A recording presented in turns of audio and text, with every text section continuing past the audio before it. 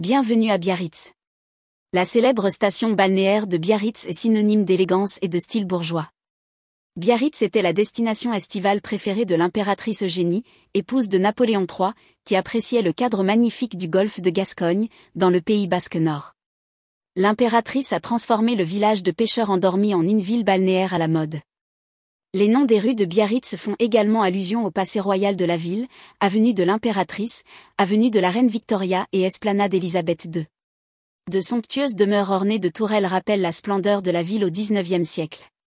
Bien que l'influence royale de Biarritz se soit estompée, la ville a conservé son prestige. En effet, Biarritz est aujourd'hui considérée comme l'une des destinations balnéaires les plus prisées de France et certainement l'une des plus glamour. Biarritz est également la capitale du surf en Europe. Des plages de sable immaculé, de belles villas côtières et des restaurants élégants offrent une ambiance sophistiquée. De longues promenades en bord de mer permettent aux visiteurs de profiter du magnifique cadre naturel. Partons maintenant à la découverte des sites à visiter et des choses à faire à Biarritz. La Grande Plage. La plage la plus centrale de Biarritz, la Grande Plage, attire les vacanciers de la haute société depuis la Belle Époque.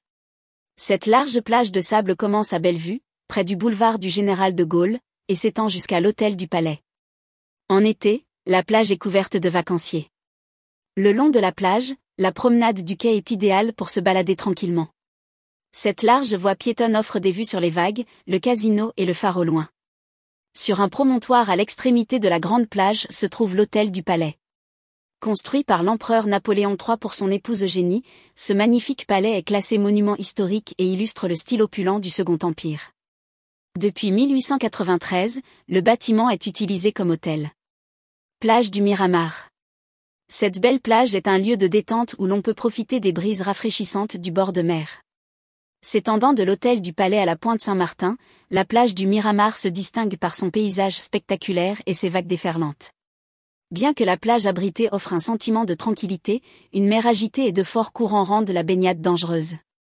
La plage du Miramar est moins touristique que la Grande Plage et a le charme d'une station balnéaire à l'ancienne, surtout en été, lorsque les tentes de plage rayées de style vintage font leur apparition. L'Aquarium de Biarritz. Cet aquarium exceptionnel est perché à flanc de falaise, un site superbe en bord de mer, en face du Rocher de la Vierge. Cet espace de 7000 mètres carrés, l'un des plus grands aquariums d'Europe, comprend plus de 20 bassins d'aquarium. Les bassins d'apparence naturelle sont remplis d'un large éventail d'espèces.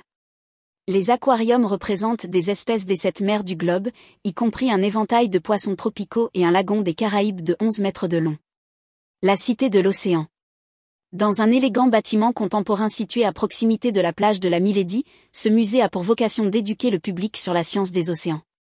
Les expositions créatives et interactives du musée rendent l'apprentissage des sujets liés aux océans amusants et intéressants. Les expositions se concentrent sur des concepts spécifiques, tels que le changement climatique et l'origine des vagues.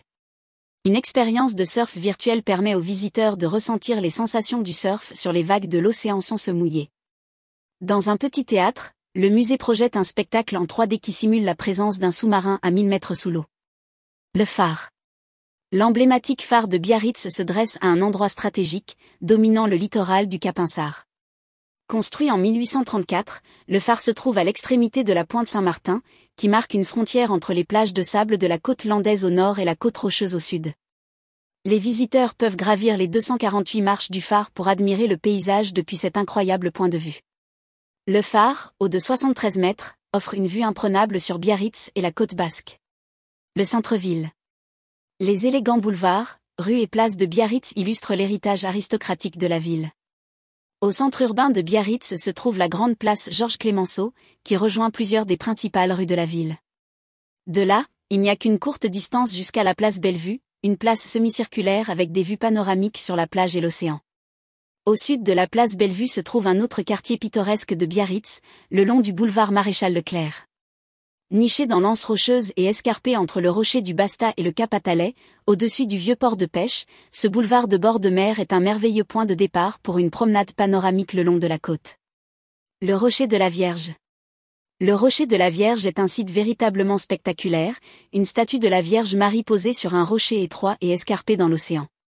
Selon une légende locale, des pêcheurs surpris en mer par une tempête ont été guidés vers le port par ce qui semblait être une lumière divine. En remerciement, les pêcheurs ont installé une statue de la Vierge Marie sur le rocher. Napoléon III décida de rendre le site accessible depuis le rivage et demanda en 1887 à Gustave Eiffel de créer un solide pont métallique. Pour arriver à la statue de la Vierge, les touristes doivent traverser la passerelle Eiffel, suspendue au-dessus des vagues et de l'océan. Le pont offre une vue imprenable sur le littoral, qui s'étend de l'embouchure de l'Adour jusqu'à la frontière espagnole. D'autres points de vue merveilleux sur le littoral basque se trouvent à proximité, sur l'esplanade du Rocher de la Vierge et sur l'esplanade du Port-Vieux, où l'on peut admirer la côte des Basques, exposée à la force des vagues, jusqu'aux collines espagnoles. La chapelle impériale. L'impératrice Eugénie a demandé la création de cette chapelle impériale pour son culte spirituel personnel. Construite en 1865, la chapelle est dédiée à la Vierge de Guadeloupe, la sainte patronne du Mexique. Classé monument historique, ce petit bijou de chapelle révèle un mélange éclectique mais harmonieux d'éléments architecturaux, des arcs d'inspiration romane, des motifs mauresques et des mosaïques dorées scintillantes de style byzantin. Les plages. La côte des Basques est la plage de surf la plus célèbre de Biarritz et on dit qu'elle est le lieu de naissance du surf en Europe. Les vagues impressionnantes offrent des conditions idéales mais difficiles pour la pratique du surf, et de nombreuses compétitions y sont organisées. La plage est entourée de falaises et accessible par un escalier ou un chemin piétonnier. Cette plage est également un bel endroit pour se promener le long de l'océan tout en admirant le paysage côtier. À côté de la côte des Basques, la plage de Marbella est une autre favorite des surfeurs et des bodyboarders en raison de ses vagues puissantes. Cette plage de sable blond est sauvage et accidentée et n'est accessible que par un escalier.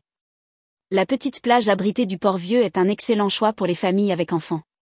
La plage se trouve dans une anse rocheuse du Port-Vieux, près du centre-ville. Comme elle se trouve dans une crique protégée, les vagues sont douces, et les eaux sont plus sûres ici qu'à la grande plage et surtout à la plage du Miramar. Les conditions sont généralement assez calmes pour la baignade, et les zones peu profondes sont sûres pour que les enfants puissent se baigner et barboter. Une autre plage idéale pour les enfants est la plage de la Milady, qui comprend une promenade en bord de mer et une aire de jeu. Musée Asiatica. Ce musée surprenant présente l'une des plus importantes collections d'art asiatique d'Europe. On y trouve plus de 1000 œuvres d'art représentant différentes périodes historiques, de l'Antiquité à l'époque moderne. Les collections représentent le travail de différents pays, dont la Chine, l'Inde, le Népal et le Tibet.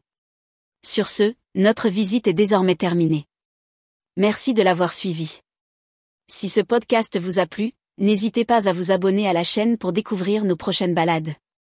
Je vous dis à très bientôt, et bon voyage.